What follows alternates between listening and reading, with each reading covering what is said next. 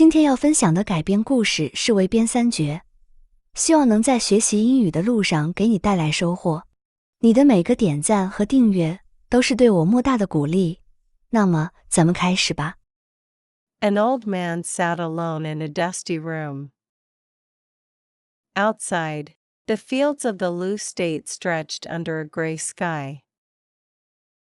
Inside, piles of bamboo sticks covered every table. The sticks were thick and heavy. A full set of them weighed more than a grown man. The old man picked up one stick. He read the carved words. He put it down. He picked up another. Then he heard a snap. A leather strap broke. He did not stop. He kept reading. This was not a student preparing for an exam. This was Confucius. He was already famous. Kings asked him for advice.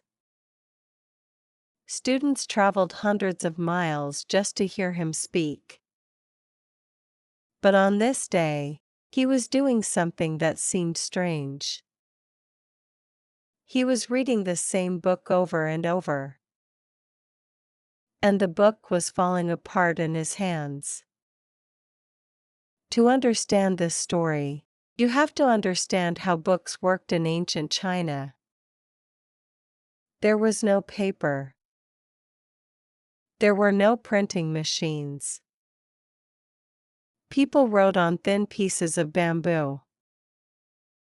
Each piece was about as wide as 2 fingers. They used a brush and black ink. One piece could hold maybe 30 characters. A short book needed 50 or 60 pieces.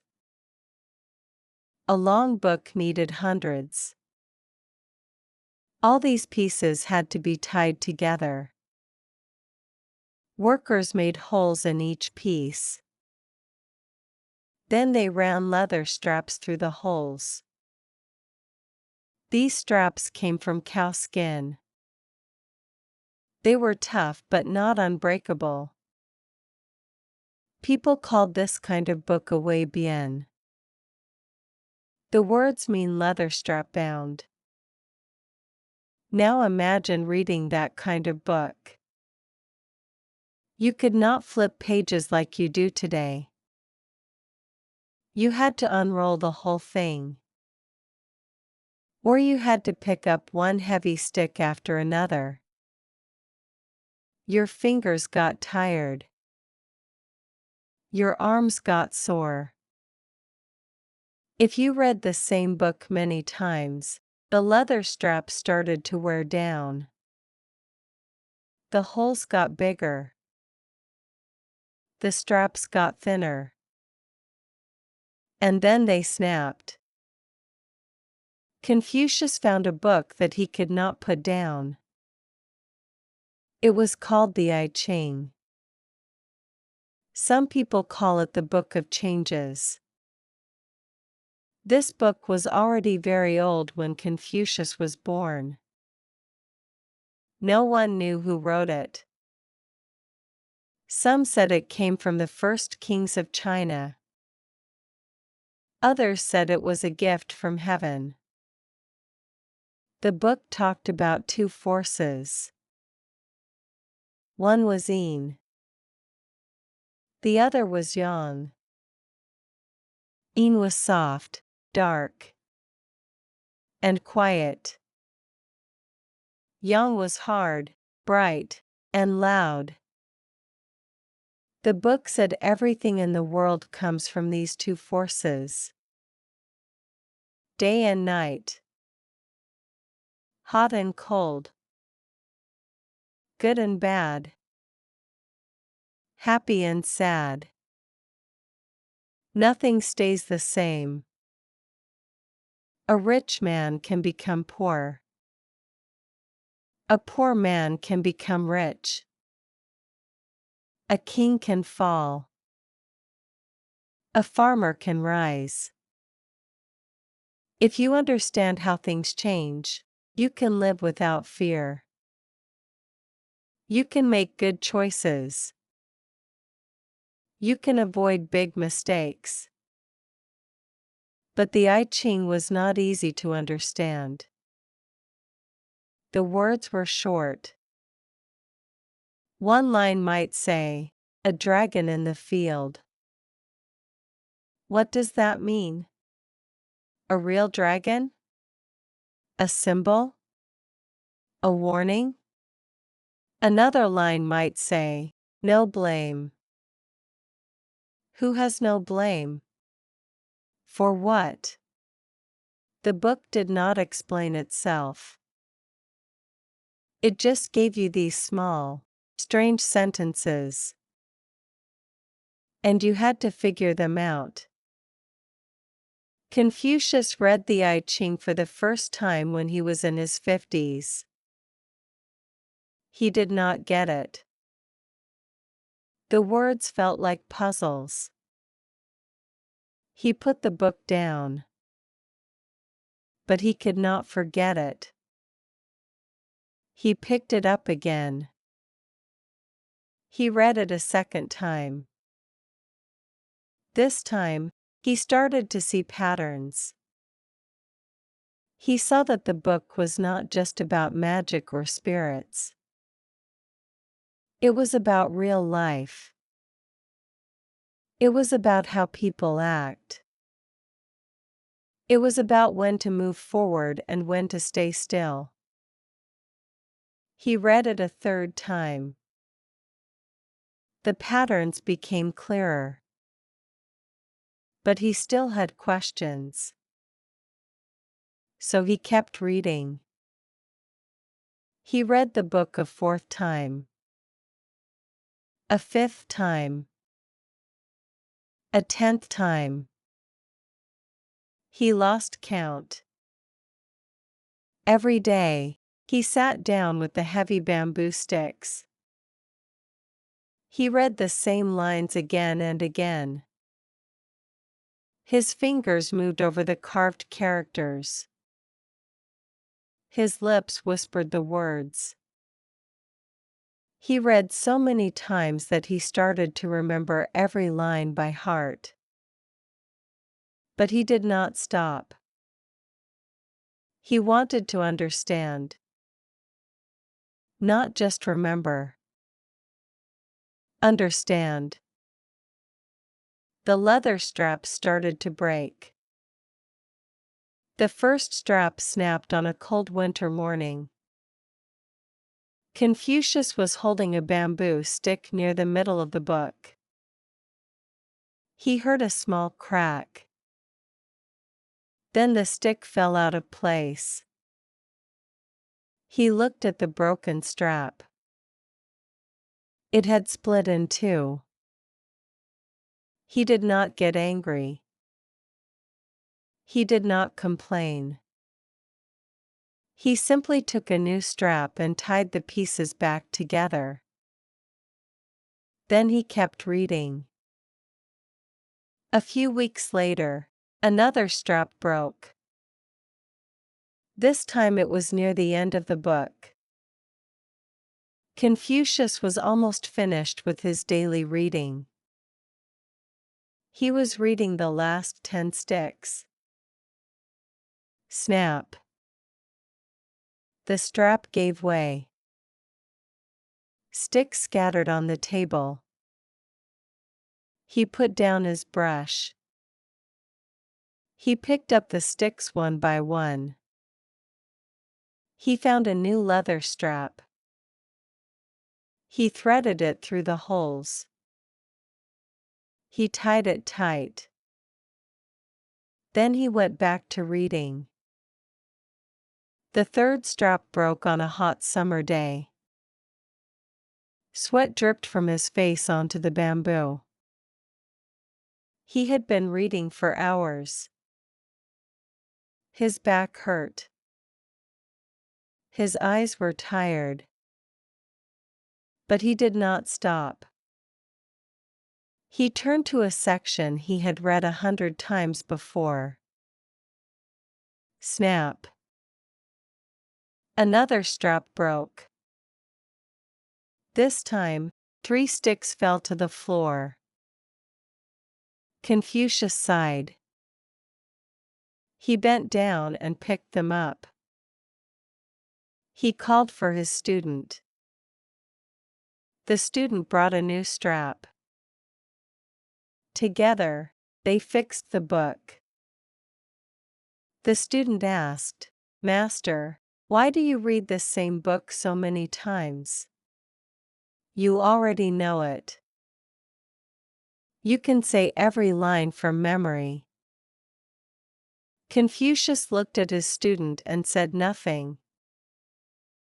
He just went back to reading. The old records say the straps broke 3 times. But in ancient Chinese, the word 3 often meant many. It could be 5 times. It could be 10 times. It could be so many times that people stopped counting. The point was not the number. The point was the effort. Later scholars found something even more interesting. Old copies of the I Ching had extra notes. These notes said that Confucius did not just break leather straps. He also broke 3 iron needles. Why iron needles? Because tying leather straps on bamboo sticks was hard work. You had to push the strap through small holes. The holes were rough. The leather was thick. So people used iron needles to help pull the straps through. Confucius pushed and pulled so many times that the needles bent and broke. 3 needles. Or maybe more. There was one more sign of his hard work. The black ink on the bamboo started to disappear. Confucius had touched the carved characters so many times that his fingers rubbed the ink away. On some sticks, the words were barely visible anymore. You could see the wood grain of the bamboo. You could see small scratches from his fingernails. But the words were gone. He had read them into his memory. He did not need to see them anymore. 3 signs. Broken straps. Broken needles. Faded ink. Each one tells the same story. This man did not give up. He was not a young man with fresh energy. He was old. His body hurt. His eyes were weak. But his mind was hungry. He wanted to master one book more than anything else in the world. Why did he try so hard? Confucius once said something that explains everything. He said, "If I can study the I Ching for a few more years, I will have no big mistakes in my life." Think about those words. He was already the wisest man in China. He had taught thousands of students. He had given advice to kings. But he still made mistakes. He still had things to learn. He believed that the I Ching could help him make fewer mistakes. That was all. He did not want fame. He did not want money. He just wanted to be a little bit better than he was yesterday. There is a famous saying from Confucius. He said, "Learn without getting tired." Most people think that is just a nice idea. But for Confucius, it was how he lived every day. He never got tired of learning. Not at 40. Not at 50. Not at 60. And certainly not at 68, when he was breaking leather straps and iron needles just to understand one old book. Here is something to think about. The I Ching is not a long book. A person with good speed could read it in a few hours. Confucius probably read it hundreds of times. That means he spent months or even years on the same words. He did not need to read it that many times. He could have read it once and moved on. But he did not want to just read it. He wanted to live it. He wanted every sentence to become a part of him. This is the difference between knowing something and understanding something. You can know that a fire is hot. But you only understand it when you feel the heat on your skin. You can know that a person should be kind. But you only understand it when you choose to be kind even when it is hard. Confucius did not just know the I Ching. He understood it. And that understanding took years. It took broken straps. It took broken needles. It took fingers rubbing ink off bamboo. Now think about your own life. What do you want to learn? Maybe you want to learn English. You want to watch movies without subtitles. You want to read books in the original language. Maybe you want to learn a musical instrument. You want to play a song that you love. Maybe you want to learn a skill for work. You want to get a better job or start your own business. Whatever it is, you already know the secret. It is not about being smart. It is not about having talent. It is about doing the same thing over and over until the straps break. Most people give up too early. They read a book once and say, "I know that." They practice a skill for a week and say, "This is not for me." They start a new habit and drop it after 3 days. But Confucius shows us a different way.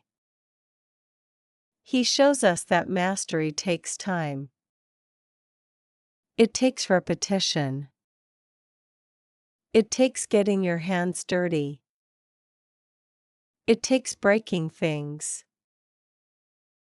You do not have to be a great teacher like Confucius. You do not have to read a book hundreds of times. But you can take one small step today. You can open that English book again. You can practice that guitar chord again.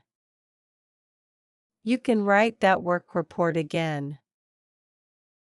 And when you feel tired, remember the old man in the dusty room. Remember the bamboo sticks. Remember the snap of the breaking strap. Remember that he did not stop. One more thing. Confucius was not a perfect man. He knew that. He once said, "I am not someone who was born with knowledge. I love the old ways and I work hard to find them. That is the truth. He was not born smart. He worked for it. Every day. Every strap. Every needle. Every faded character. So here is a question for you. When was the last time you worked so hard that something broke? When was the last time you read a page so many times that the ink started to fade? When was the last time you really, truly did not give up? If you cannot remember, that is okay. Today is a new day. You can start right now. 3 broken straps. 3 broken needles. Faded ink on bamboo. That is the price of understanding. It is not cheap. But nothing worth having ever is. Now go break something. 下集请移步主页观看。